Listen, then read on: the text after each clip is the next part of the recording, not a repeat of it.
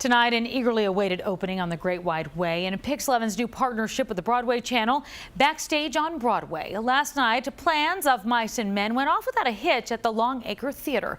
That's where stars James Franco and Chris O'Dowd are headlining the revival of John Steinbeck's immortal classic. It's a great American story. John Steinbeck wrote a story before we were all afraid of migrant work. The glitterati turned out to celebrate a Depression-era classic about friendship and tragedy. This is the story of migrant workers, of Americans who are going through a hard time, and they found friendship. The stage revival of John Steinbeck's Of Mice and Men has been selling out in previews. I think the story really rings true to the idea of what America was built on. But the real reason this show has been full to the rafters for weeks is splashed over the marquee. James Franco plays George, a struggling migrant worker searching for a better life, with his intellectually challenged friend Lenny, played by Chris O'Dowd.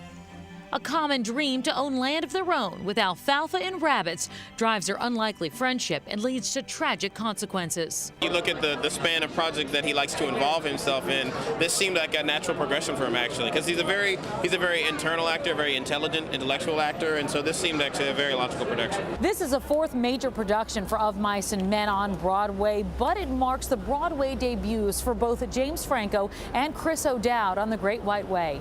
The original Broadway production of the play opened in 1937, at the same time Steinbeck's novella was still topping the bestseller lists. Lenny, that's enough! Let him go!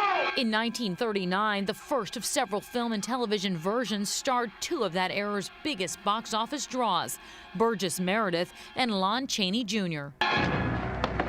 The current Broadway revival also stars Leighton Meester of CW's Gossip Girls fame, now all grown up and up to no good in her Broadway debut as a rancher's wife with gypsy eyes. It's going to always be profound and timeless, and so this is no exception. It gets to the very heart of us. You're crying, you don't know why, you're feeling great emotion, and that's what great plays do.